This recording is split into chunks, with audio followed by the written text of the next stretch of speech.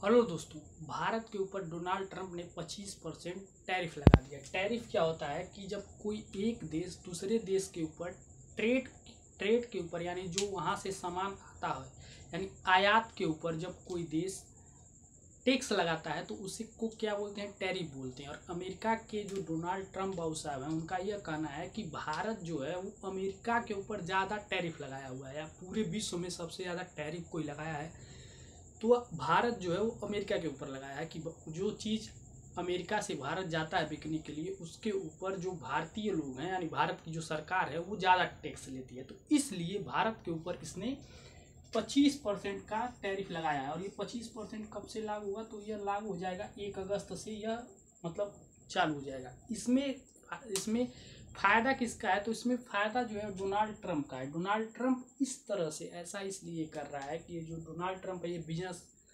Business minded है, यानी इसको किसी के भावना से कोई हमारे मोदी जी ठहरे, मतलब इनको ये लगा कि भारत की तरह सब कोई है। ये गए वहाँ पे डोनाल्ड ट्रंप का प्रचार किए। भारत में लोग जब जब डोनाल्ड ट्रंप चुनाव लड़ रहे थे उस समय उनका प्रचार कर रहे थे, पर यहाँ से ये लोग ये भूल गए कि यह जो डोनाल्ड ट्रंप है ये पूरी बिजनेस आइडिया है। इनका जिन लोगों ने भी मतलब सपोर्ट किया था वो अगर उनसे इनका फ़ायदा नहीं हो रहा है तो वो उसके खिलाफ हो जा रहे हैं। जैसे इलोन मस्क को भी कुछ दिन तक अपने साथ रखे, उसके बाद उसके भी अगेन हो गए हैं। तो यही है, डोनाल्ड ट्रंप जो है यह किसी के हित में नहीं है। और दूसरा का ये जो बोल रहे हैं कि इन्होंने बोला है कि इंडिया की जो इकोनॉमी है वो मर चुकी है, यानी इनके हिसाब से इंडिया की इकोनॉमी डेड इकोनॉमी में चली गई, यानी भारत में कोई आर्थिक ग्रोथ नहीं हो रहा है, हम लोग कोई ग्रोथ नहीं कर रहे हैं इनके हिसाब से। और हम लोग रूस की तरह डेड इकोनॉमी हो गया, यानी जिस तरह से रसिया है, क्योंकि रसिया वार में संलिप्त हो गया है। और रसिया जो है वह एक ऐसा देश है जहाँ पर तानाशाह के तौर पे एक समझ लीजिए वो देश काम करता है, जहाँ पर वह अपने आप को एक सोशलिस्ट कंट्री प्रेजेंट करने का दावा करता है कि मतलब वह जो है सभी संसाधनों पर, और लगभग है भी, सभी संसाधनों पर सरकार का अधिकार हो। पर भारत जो है वो मिक्स इकोनॉमी है। भारत में क्या है कि सोशलिस्ट भी हैं और हम लोग क्या है, और हम लोगों का जो मतलब स्ट्रक्चर है वो इकोनॉमी जो है वो मतलब उस पर भी चलता है कि हम लोग जहाँ से ट्रेड हो सकता है वहाँ से हम लोग ट्रेड भी कर सकते हैं और सोशलिस्ट भी काम करते हैं, यानी सब मिक्स करके हम लोग करते हैं। यानी हम लोग जो है वो ट्रेड भी करते हैं सभी के साथ और हमारे वहाँ व्यापार भी खुलता है, सब चीज़ें होती हैं। ये सब मिला जुला करके हमारी जो इकोनॉमी इसी वाले मिक्स इकोनॉमी बोली जाती है। और जो रूस का इकोनॉमी है वो क्लोज इकोनॉमी है, क्योंकि वो अंदर अपने वहाँ बनाते हैं और अपने वहाँ के चीज़ों को वो मतलब बाहर से कोई फैक्ट्री वहाँ जा करके स्टेबल नहीं हो सकती। वो खुद के लिए खुद सामान बनाएंगे, बस तेल ही वो लोग एक्सपोर्ट करते हैं, तेल ही बस बेचते हैं। तो इसका ये बोलना है डोनाल्ड ट्रंप का कि आप लोग जो भारत वाले हैं यह क्यों इंडिया से तेल ले रहे हैं, भारत वाले जो हैं वो क्यों रूस से तेल ले रहे हैं, यानी इंडिया वाले रूस से क्यों तेल लेंगे। रूस से तेल लेंगे इंडिया वाले तो यह रूस को एक तरह से सपोर्ट होगा जिससे वो यूक्रेन पर और चढ़ाई कर सके। यानी कुल मिला जुला करके इसका कहना यह है कि भारत जो है वो रूस के साथ अपने संबंधों को खराब कर ले ताकि रूस जो है वो पूरी तरह से समाप्त हो जाए, ऐसा डोनाल्ड ट्रंप का कहना है। और यदि ऐसा भारत नहीं करता है तो उसके ऊपर ये टैरिफ और टैक्स और भी वसूले जाएंगे, टैरिफ के तौर पे टैक्स और भी वसूले जाएंगे, यानी इन टैक्सों में और भी बढ़ोतरी होगी। ऐसा डोनाल्ड ट्रंप इसलिए कर रहे हैं क्योंकि उनको ऐसा लग रहा है कि इंडियन इकोनॉमी में जो ग्रोथ है वो बहुत हाई लेवल पे नहीं, या फिर एक टाइम ऐसा था जैसे 2014 से पहले ऐसा था कि इंडिया और चाइना की इकोनॉमी में कंपेयर किया जाता था कि कौन सी इकोनॉमी पहले ऊपर उठेगी, क्योंकि जब तक मनमोहन सिंह जी थे तब तक यह कंपेरिजन चल रहा था कि कौन सी इकोनॉमी पहले ऊपर उठेगी, यानी अब चाइना पहले आगे बढ़ेगा कि भारत आगे पहले बढ़ेगा। पर अब चाइना जो है वो भारत से कहीं ज़्यादा आगे निकल चुका है और भारत पीछे रह गया। भारत पीछे इसलिए रह गया क्योंकि हमारा जो पूरा केंद्र था वो मेक इन इंडिया पर फोकस हो गया। मेक इन इंडिया वाला जो सिस्टम था वो हमारा पूरी तरह से फ्लॉप हो गया। मेक इन इंडिया हम लोग सफल नहीं हो पाए, यानी जो हम लोगों का ये लक्ष्य मोदी जी ने रखा था कि हम लोग भारत में बना करके पूरे विश्व में डिस्ट्रीब्यूट करेंगे, पर वह सिस्टम हमारा फेल हो गया।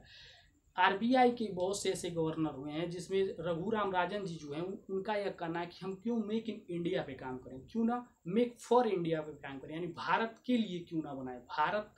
भारत से विश्व में भेजने के बजाय भारत के लिए विश्व मतलब भारत द्वारा बना हुआ प्रोडक्ट से बढ़िया कि भारत के लिए, क्योंकि भारत की आबादी 1.5 अरब के आसपास है, उसके लिए बनाना उचित होगा, ना कि पूरे विश्व के लिए कि हम भारत से बना करके पूरी विश्व में बेचें, जबकि हमें ये ज़रूरत है कि हम खुद के लिए बना करके खुद का इस्तेमाल करने, उससे बेहतर हुआ।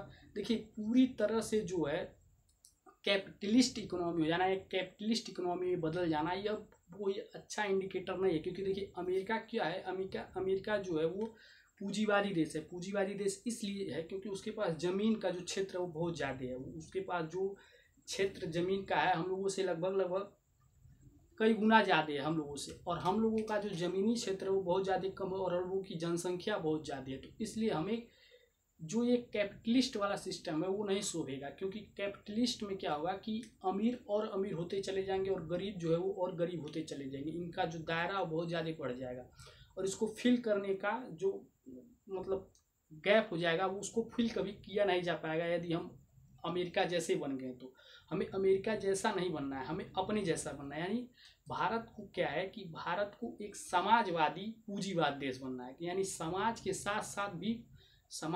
साथ साथ पूंजीवाद भी रहे, कुल मिला जुला करके मिक्स इकोनॉमी बनना है। जब भारत स्वतंत्र हुआ था तो अमेरिका के बहुत से ऐसे अर्थशास्त्री थे जिनका यह कहना था कि भारत कभी सर्वाइव नहीं कर पाएगा। भारत उस समय उनका यह कहना था कि भारत कभी सर्वाइव नहीं कर पाएगा जब तक कि भारत में कोई मतलब कोई ऐसा नेता ना हो जो तानाशाही करे। जब तक तानाशाही कोई नहीं करेगा तब तक भारत सर्वाइव नहीं कर पाएगा। लेकिन उसको हमारे जो नेता थे उन लोगों ने गलत साबित किया।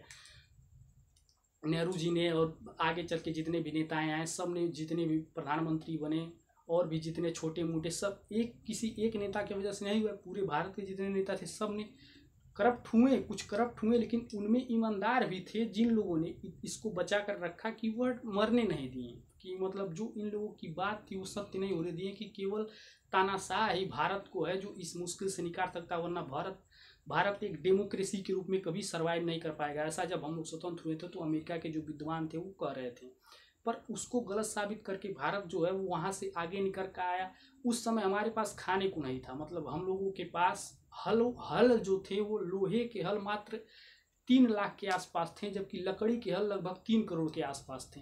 यह दशा थी कि हम लोगों के पास संसाधन नहीं था कि हम लोग उपजा करके खा सके। हालांकि हम लोगों की जो ज़मीन थी वो पूरे विश्व में सबसे अधिक ज़मीन थी, मतलब पूरे विश्व में सबसे अधिक ऐसी ज़मीन थी जहाँ पे हम लोग सिंचाई कर पा रहे थे। यानी लगभग हम लोगों की पूरी ज़मीन का 25% हिस्सा ऐसा था जहाँ पे सिंचाई के लिए संसाधन उपलब्ध थे, पर हम लोगों के पास वो टेक्नोलॉजी ही नहीं थी कि हम लोग उपजा सकें। इसलिए जो नेहरू जी थे उन्होंने क्या किया, उन्होंने अपने प्रधान चालक के तौर पे, यानी जो हमारे देश को आगे बढ़ाएगा उसके लिए किसको रखा, तो उसके लिए उन्होंने रखा उद्योग को, कि उद्योग के माध्यम से हम मतलब अपने देश को आगे बढ़ाएंगे। जबकि वहीं उनसे गलती हुई या फिर क्या हुआ, ये तो अभी भी डिबेट का विषय बना हुआ कि उनसे गलती हुई या फिर भारत के लिए वही सही था, ऐसा अभी कंफर्म नहीं हुआ है। पर यह था कि प्रधान चालक के तौर पे उन्होंने यहाँ पे उद्योग को रखा और कृषि को, मतलब ऐसा उनका ऐसा माना था कि पहले कृषि को ऐसा बना लिया जाएगा जिससे कि हमारा बस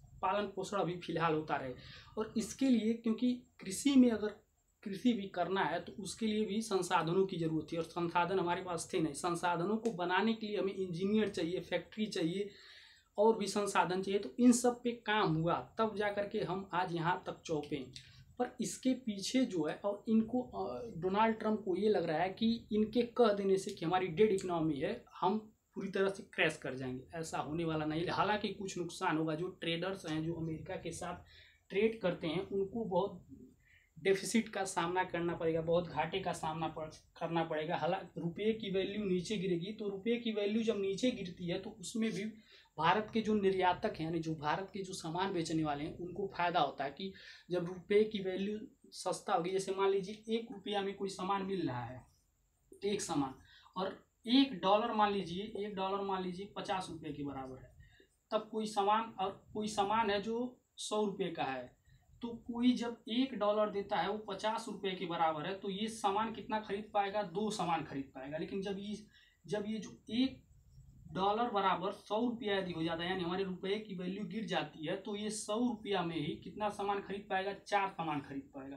तो लोग भारत से चीज़ें खरीदेंगे, लेकिन इससे हमारा निर्यात, मतलब इससे हमारा आयात निर्यात तो बढ़ेगा, यानी हम यहाँ से भेजेंगे तो, लेकिन आयात जो है वो महंगा हो जाएगा, यानी जो हम चीज़ें मंगाएंगे वो महंगी हो जाएगी। जिस चीज़ के लिए हमें 50 रुपया देना पड़ता था, अब उसी चीज़ के लिए हमें कितना देना पड़ेगा, 100 रुपया देना पड़ेगा। तो इसलिए हमारा जो आयात है वो क्या हो जाएगा, महंगा हो जाएगा। और निर्यात क्या हो जाएगा, निर्यात सस्ता होगा। जब भी रुपये की वैल्यू गिरती है तो यही घटनाएं घटती हैं। तो ये डोनाल्ड ट्रंप जो है इनके हिसाब से इंडिया डेड इकोनॉमी में तब्दील हो रही है, पर ऐसा हो नहीं पाएगा, क्योंकि ये जो कह रहे हैं कि 25% टैरिफ लगा देंगे, तो चूंकि देखिए भारत के पास दो ऑप्शन है, या तो अमेरिका के साथ ट्रेड करे या फिर जो रूस है उससे अच्छे संबंध बनाए और अपना जो मिडिल ईस्ट है उसमें व्यापार करें। मिडिल ईस्ट, अफगानिस्तान, ईरान, इन सब के साथ, इराक, इन सब के साथ व्यापार करें तो बढ़िया, उससे बढ़िया है